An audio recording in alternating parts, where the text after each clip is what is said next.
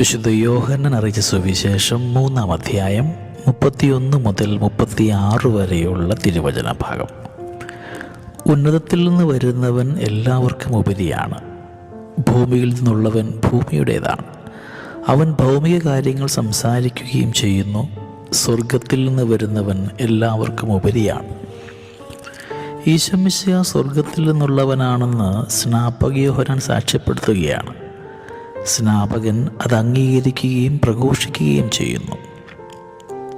നാം ധ്യാനിക്കേണ്ടത്, നാം ഓരോരുത്തരും ദൈവത്തിൻ്റെ മകനാണെന്നും മകളാണെന്നും ഞാൻ സ്വർഗത്തിനു വേണ്ടി സൃഷ്ടിക്കപ്പെട്ടവനാണെന്നും ഞാൻ ഓർക്കാറുണ്ടോ?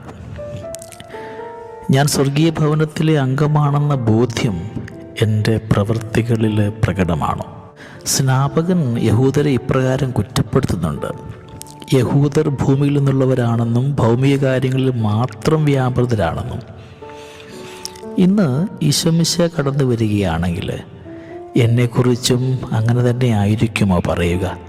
ഞാൻ സ്വപ്നം കാണുന്ന പോകാനിരിക്കുന്ന സ്വർഗീയ ഭവനത്തെക്കാളും ഈ ഭൂമിയിലെ നൈമിഷികമായ വസ്തുക്കളിലും കാര്യങ്ങളിലും ഞാൻ ശ്രദ്ധയൂന്നിപ്പോയിട്ടുണ്ടോ? ഈശോ മിശിഹാ ഈ ഭൂമിയിലായിരുന്നപ്പോൾ മനുഷ്യരെ സന്ദർശിച്ചു, രോഗികളെ സൗഖ്യപ്പെടുത്തി, സങ്കടപ്പെട്ടവരെ ആശ്വസിപ്പിച്ചു, വിശക്കുന്നവരെ സംതൃപ്തരാക്കി, ഭൂമിയിൽ കണ്ടുമുട്ടിയ എല്ലാവരുമായി നല്ലൊരു ബന്ധം സ്ഥാപിച്ചു. എന്നിട്ടും ഈശോ മിശിഹാ ഭൗമികനായിരുന്നില്ല. ഈശോ മിശിഹായെപ്പോലെ ഭൂമിയിലായിരിക്കുവാനും എന്നാൽ ഭൂമിയുടെ സ്വന്തമാകാതിരിക്കുവാനുമാണ് ഞാനും വിളിക്കപ്പെട്ടിരിക്കുന്നതെന്ന് ഞാൻ ഓർക്കുന്നുണ്ടോ?